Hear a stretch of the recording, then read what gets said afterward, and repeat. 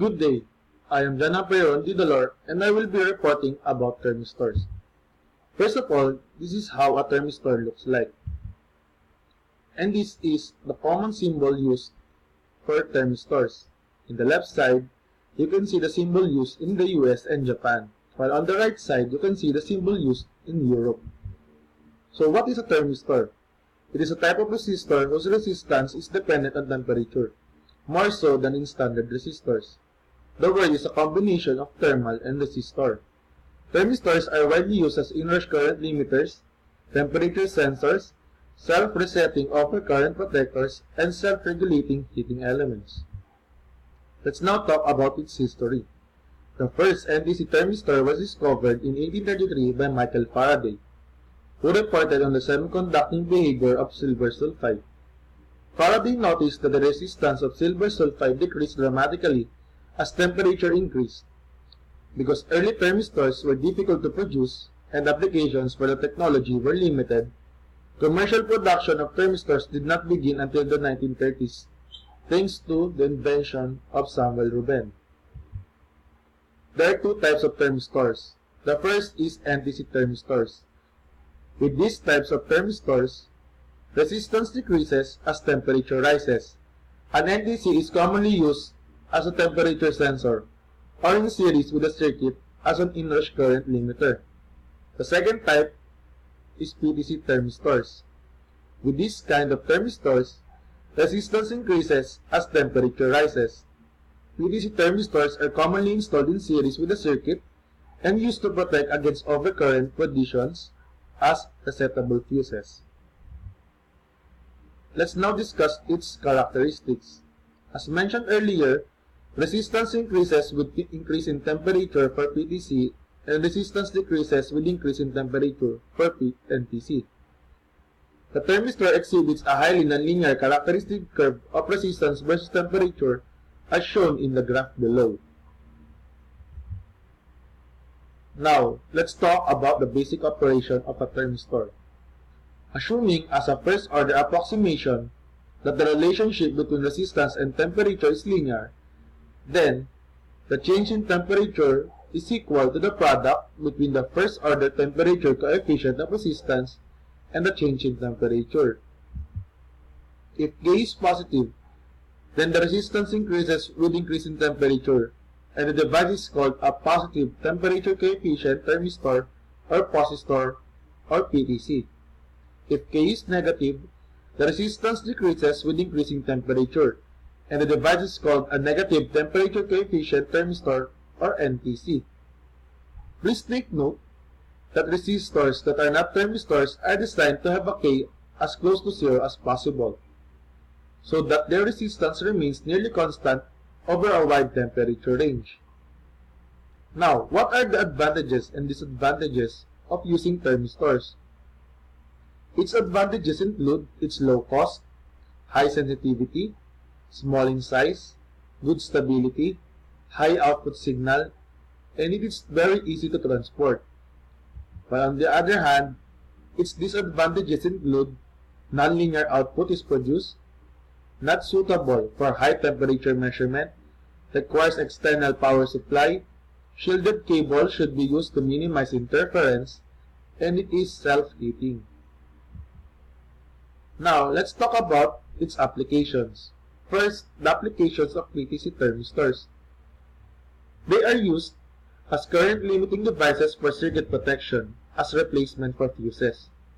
Current through the device causes a small amount of resistive heating. If the current is large enough to generate more heat than the device can lose to its surroundings, the device heats up, causing its resistance to increase. This creates a self-reinforcing effect that drives the resistance upwards, therefore limiting the current. As timers in the degaussing coil circuits of most CRT displays. When the display unit is initially switched on, current flows through the thermistor and the degaussing coil. The coil and thermistor are intentionally sized so that the current flow will hit the thermistor to the point that the degaussing coil shuts off in under a second. For effective degaussing, it is necessary that the magnitude of the alternating magnetic field produced by the degaussing coil decreases smoothly and continuously, rather than sharply switching off or decreasing in steps. The PDC thermistor accomplishes this naturally as it heats up. The degaussing circuit using a PDC thermistor is simple, reliable, and inexpensive. It is also used as heater in automotive industry to provide additional heat inside cabin, with diesel engine or to heat diesel in cold climatic conditions before engine injection. In temperature compensated synthesizer voltage controlled oscillators, in lithium battery protection circuits, in an electrically actuated wax motor to provide the heat necessary to expand the wax. Many electric motors and dry-type power transformers incorporate PDC thermistors in their windings. When used in conjunction with the monitoring relay, they provide over-temperature protection to prevent insulation damage. The equipment manufacturer selects a thermistor with a highly nonlinear response curve where resistance increases dramatically at the maximum allowable winding temperature, causing the relay to operate. Let's now talk the NTC thermistor applications. They are used as a resistance thermometer for low temperature measurements of the order of 10K. As an inrush current limiter device in power supply circuits, they present a higher resistance initially, which prevents large currents from flowing at turn on, and then heat up and become much lower resistance to allow higher current flow during normal operation. These thermistors are usually much larger than the measuring type thermistors and are purposely designed for this application. As sensors in automotive applications to monitor fluid temperatures like the engine coolant, cabin air, external air or engine oil temperature, and feed the relative readings to control units like the ECU and to the dashboard. It is also used to monitor the temperature of an incubator. Thermistors are also commonly used in modern digital thermostats and to monitor the temperature of battery packs while charging. Thermistors are often used in the hot-ends of 3D printers. They monitor the heat produced and allow the printer's control circuitry to keep a constant temperature from melting the plastic filament. In the food handling and processing industry, especially for food storage systems and food preparation, maintaining the correct temperature is critical to prevent foodborne illness. Throughout the consumer appliance industry for measuring temperature, toasters, coffee makers, refrigerators, freezers, hair dryers, all rely on thermistor for proper temperature control. Finally, we will talk about the construction of a thermistor. In the upper left side, you can see the construction type of bead-type thermistors. Its legs are made of leads, and its bead is glass-coated.